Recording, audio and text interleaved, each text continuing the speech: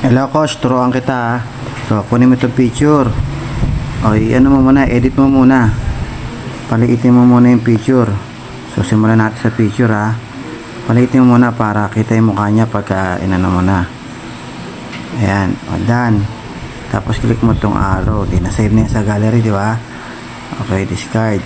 Tapos, kunin yung pangalan. Copy-paste natin yan, di ba? So, ngayon, punta tayo dun sa Canva. Sisend ko sa iyo yung Canva mamaya ha. So, kiklik mo lang yung Canva pag sinend ko sa iyo. Ganito pag click ha. Ito, dali lang ha. Ikot ng ikot. Ayan. Ito yung Canva ko. Yung mga ano natin. Yan. Yan, nakita mo yan? Platinum rank, gold rank, silver rank, bronze rank, affiliate poster. O, click natin yung affiliate poster. Yan, ito host. Click mo ngayon yan. Affiliate member poster, click mo yan. Tapos click mo yung tatlong guhit sa taas. Ayun o, yung nakatayo. Yung nakatayo, ayun, wait. Open in Canva. Basta mayroon kang Canva, nag-download ka na. Yan, open in Canva. Basta may Canva ka, yan, okay na. Naka-open na sa Canva. Slide mo ngayon, wag to kasi square to error to, error. Slide mo, number 2. Wag din to kasi nakalagay new member Dapat affiliate. Ayan o, affiliate member. O yan, okay na to. So, pangatlo ha, tanda mo, pangatlo. Click mo ngayon yan, i-click mo yung photo. Yan ang lalabas. I-click mo yung sa ilalim, sa kaliwa. Ayun o, replace. Yan, replace sa may kaliwa, sa ilalim. Click mo yung replace. Yan, mapupunta sa gallery. So, ito na yung photo niya. Ayan. Kinilik ko lang yung photo niya, automatic nalagay na dyan.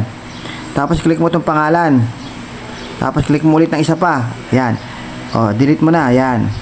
Ngayon, ilagay mo na ngayon dyan yung pangalan niya.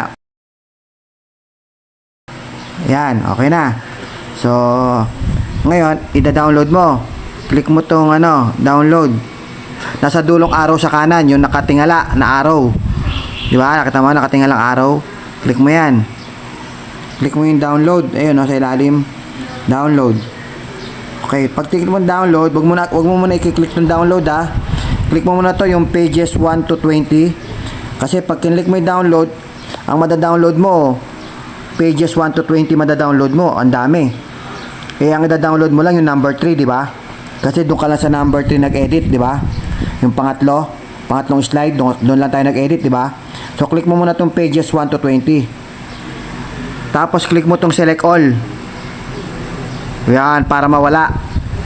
Tapos click mo yung page 3. Page 3 kasi sa page 3 tayo nag-edit Tapos click mo na tong done.